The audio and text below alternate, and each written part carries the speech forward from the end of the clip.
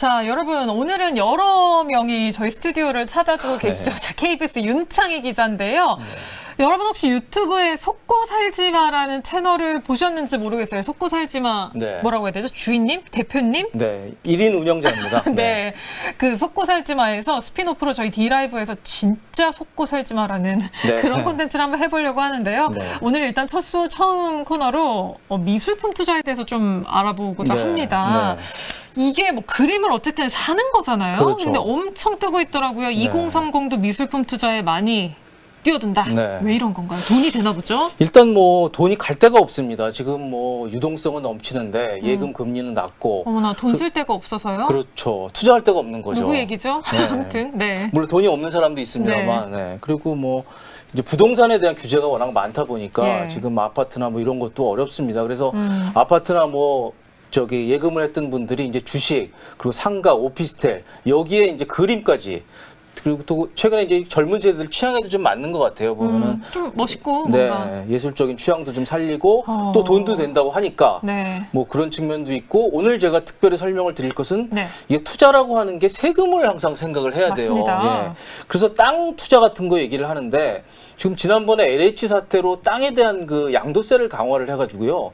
내년부터는 땅을 양도세가 혹시 얼마 정도 되는지 아십니까? 저는 아예 땅도 집도 없어서 잘 몰라요. 최고 세율이 71.5%까지 강화가 돼요. 뭐라고요? 엄청나죠. 그러니까 10억을 벌었다 그래도 세금으로 뭐 7억을 넘게 양도세를 내는 거죠. 뭐 그래도 2억을 벌었다 생각할 수는 있지만 뭐 기회비용이나 이런 걸 감안하면 사실 남는 장사는 아니거든요. 맞습니다. 근데 차익을 못 남기게 하겠다는 거죠? 그렇죠. 그런 거죠. 근데 이 그림에 관한 한 이 세금 측면에서 또 굉장히 유리한 측면이 있어요. 그래서 그 부분을 오늘 제가 집중적으로 한번 설명을 드려볼까 합니다. 어떻게 유리한가요? 뭔가 절세가 되나 보죠? 그림 투자는? 그렇습니다. 일단 그 그림에 대해서 우선 말씀을 드리면요. 그 경매표를 한번 좀 올려주십시오. 2019년. 자, 지금 2019년 경매 낙찰표를 띄워드릴 겁니다. 이게 보면은 지금 핫한 작가들이 누군지 딱 알 수 있는 거 아닙니까? 그러네요. 김환기 화백이 있고요. 이우원 화백이 있습니다. 어떤 화백 좋아하세요? 아니, 저는 일단 다 이름은 들어봤어요. 김환기 점, 뭐 이우환의 선, 뭐 이렇게. 그렇구나. 근데 저렇게 낙찰 총액이 비쌀 줄은 몰랐어요. 엄청납니다. 그 김환기 화백 우주라는 그림 한번 띄워줄 수 있습니까? 네, 한번 보겠습니다. 김환기 작가의 우주. 전원 바로 부탁드립니다. 엄청 비싼 그림인가 보죠? 얼마예요? 그렇죠. 저거 어떻게 느낌 있다고 보세요? 근데 저는 좀 가까이 가서 봐야 저 포스가 느껴질 것 같아요. 화면으로는 좀 어려운데. 저희 그림 두 개를 이렇게 붙인 건데요. 어떤 그 광활한 우주로 좀 빨려 들어가는 그런 느낌도 좀 있고요. 아무튼 저게 우리나라 그림 역사상 가장 비싼 가격을 기록을 했습니다. 얼마입니까? 132억. 2019년에 홍콩 경매에서 132억으로 경매가 됐습니다. 그래서 지금 최근 몇 년 동안 이 고가 미술품 시장에서 사실 김환기 화백의 작품이 다 올 휩쓸고 있습니다. 지금 현재. 그리고 뭐 이분은 돌아가셨고요. 또 한 분의 이제 유명하신 분이 이우원 화백입니다. 이우원 화백. 이우원 화백. 지금 작품 한번 보겠습니다. 근데 이 두 작품을 거래할 때 제가 보도를 보니까 뭐 세금을 매기는 게 완전히 다르다 이런 얘기가 있던데 실제로 그래요? 그렇습니다. 같은 그림이잖아요. 그렇죠. 132억의 몇 프로를 세금으로 내는 게 아니에요? 그렇습니다. 저게 이제 이우원 화백의 선으로부터라는 작품이네요. 저게 어떤 점과 선을 이용한 이 동양적인 미를 좀 한 건데 느껴지세요? 저것도 어마어마합니다. 요즘에는 최근 몇 년 동안은 오히려 더 이우원 화백이 더 핫한 작가로 지금 떠오르고 있거든요. 그런데 좀 전에 말씀하셨듯이 세금이 완전히 다릅니다. 이유는 김환기 화백은 돌아가셨고 이우원 화백은 아직 살아계시거든요. 그래서 살아계신 화가에 대해서는 세금이 없습니다. 돈을 벌어도. 그런 또 규정이 있습니다. 아, 그래요? 그러면 이렇게 정리할 수 있겠네요. 이우원 화백의 그림을 사서 차익을 남기면 세금 안 내도 되고 김환기 화백 그림으로 차익을 내면 세금을 내야 된다. 그렇습니다. 굉장히 재밌는데 이 과세가 좀 어떻게 이루어지나요? 일단은요. 6천만 원, 그림이 6천만 원이 안 되면 아예 세금이 없고요. 걱정 안 하셔도 되고요. 이제 6천만 원이 넘으면 그때부터 이제 세금이 발생을 하는데, 특별히 좀 전에 말씀드렸듯이 국내에 살아계신 작가의 경우에는 세금이 안 붙습니다. 그리고 외국 작가는요, 요즘 외국 작가 작품들도 많이 거래하거든요. 아까도 보니까 샤갈 국내 낙찰가가 상당하던데. 그래서 일본의 여자 화가 그 이름이 쿠사마 야요이, 예, 네. 그분도 많이 하는데 그 경우에는 살아 계시지만 그분은 외국 작가이기 때문에 또 과세가 돼요. 까다롭네요. 네. 국내 생존 작가의 그림을 살 때 가장 세금이 유리하다. 그렇습니다. 예. 그렇군요. 근데 이러면 예를 들면 아까 이 이유원 화백의 작품이 인기가 많으니까 앞으로도 가격이 오를 수 있잖아요. 네. 예를 들어 차익이 뭐 1년에 20억이 났는데 세금이 0원인 거예요? 그러면? 그렇습니다. 세금이 없습니다. 예. 그리고 뭐 미술품이라는 게 우리 아파트 가지고 있으면 살 때 뭐 취득세도 내고 등록세도 내고 또 이제 보유에 따른 뭐 재산세 같은 거 내잖아요. 맞죠. 미술품은 그런 거 없습니다. 그냥 사셔서 취득세, 등록세 없고요. 그냥 마루에 걸어 놓으시면 거기에 따른 아무 비용이 없다고 볼 수 있는 거죠. 네. 그렇군요. 지금 2020년도 경매 낙찰표를 보면은 19년도 거랑 또 비교를 해볼 수 있을 것 같은데요. 네. 표 좀 올려주시죠. 뭐 역시 이우환, 김환기 화백이 핫하고요. 그리고 우리가 돌아가신 분들만 또 유명할 줄 아는데 보면은 실제로 박서부 화백님 같은 경우에도 지금 살아 계세요. 물방울? 아니, 아니에요? 그 김창렬 화백이 이런 김창렬이시고요. 무식이 예. 탈로 난. 네. 그 김창렬 화백이 올 1월에 타계를 하셨거든요. 예. 그러면 이걸 세금 측면에서 얘기하면 김창렬 화백 작품은 작년에 거래했으면 세금이 없고 올 1월 이후에는 세금이 있다 이런 얘기죠. 그러면 세금이 어느 정도 붙어요? 세금이 어떻게 붙냐면요. 요 구조를 좀 잘 아셔야 되는데요. 네. 보통 우리가 자산이라는 거를 매각을 하면요. 네. 뭐 아파트를 예를 들면 산 가격에서 판 가격에서 산 가격을 빼죠. 그럼 이제 양도 차익이라는 게 있고 거기에 이제 세율을 세금이 곱해서 붙고, 그렇습니다. 네. 그런데 우리 기타 소득세라는 게 있어요.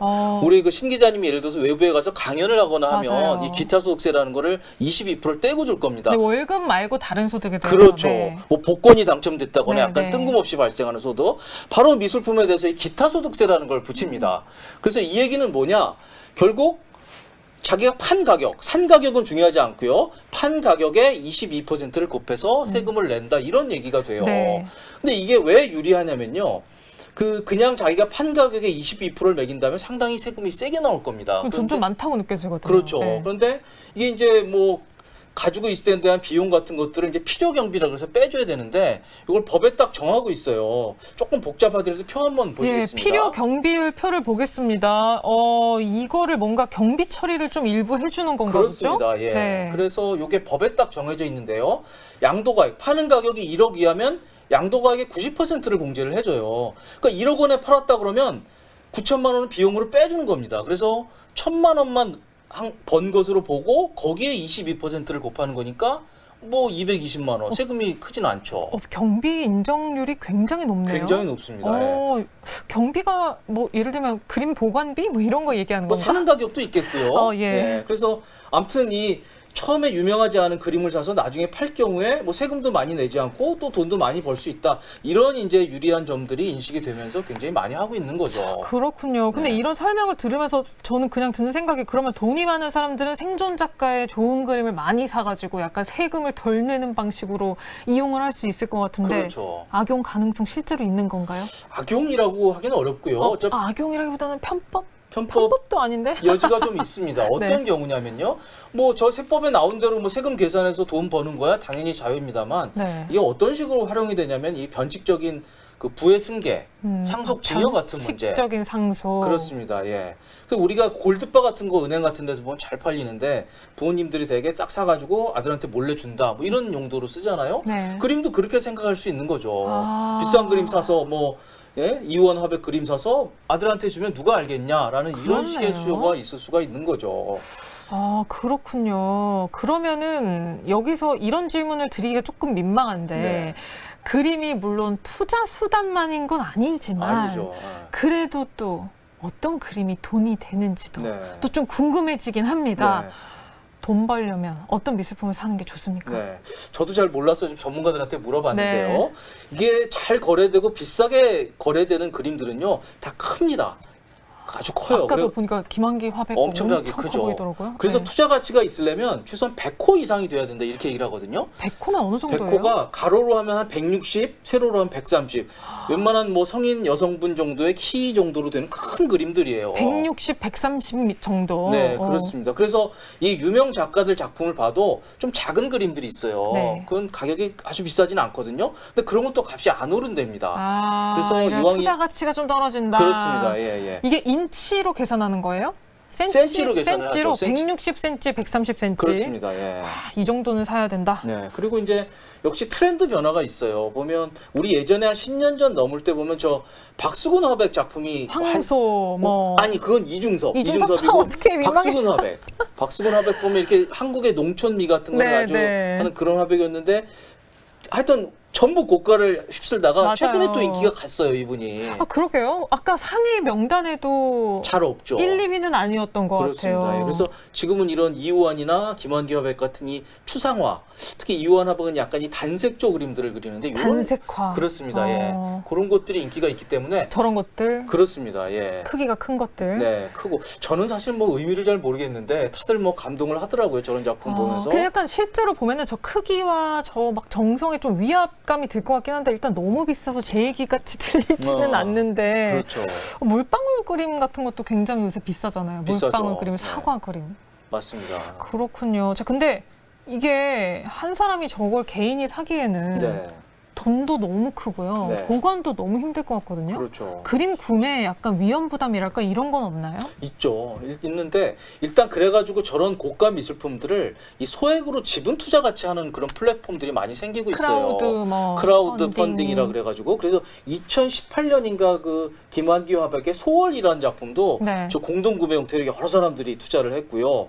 아까 나온 일본 그 여류화가 쿠사마 야요이, 쿠사마 야요이라든지 이우환 화백 작품도 지금 이 시간에도 이 크라우딩 펀드 형태로 많이 거래가 되고 있습니다. 그래서 근데 이게 딱 드는 의문이 예를 들어서 땅 같은 경우에는 딱 등기가 돼 있잖아요. 내 땅이 딱 돼 있잖아요. 근데 이건 그런 것도 없는데 야, 뭘 믿고 이걸 하느냐 이렇게 생각하실 수가 있는데 요즘에 그 블록체인 기술들이 많이 활용이 되고 있대요. 그래서 이게 누가 소유하고 있고 어떻게 소유 내력이 바뀌고 있는지가 명확하고 투명하게 지금 추적이 되기 때문에 그렇게 블록체인 기술이 이 미술품 지금 투자 활성에 굉장히 디지털 등기 같은 거네요. 그렇습니다. 예. 그리고 마지막으로 짧게 저는 아까 이우환 화백 그림 저 지금 보여주고 계신데 네. 이우환 화백의 위장 논란도 굉장히 있어요. 있었죠. 미술품 구매할 때 이런 위장 위험도 좀 있지 않나요, 있죠. 사실? 그래서 거래할 때 보면 이제 진품 확인서라는 거를 부여를 합니다. 네. 큰 갤러리에서 부여를 하는데 이게 최근에 위장 논란 보면 그것조차도 믿을 수 없는 부분이 있어요. 예. 그래서 이우환 화백 같은 경우에는 그 어떤 작품이 위작을 해서 경찰이 기소를 했는데 본인은 이게 자기 작품이라고 그랬고, 예. 그리고 심지어 본인 작가 확인서도 있어요. 그런데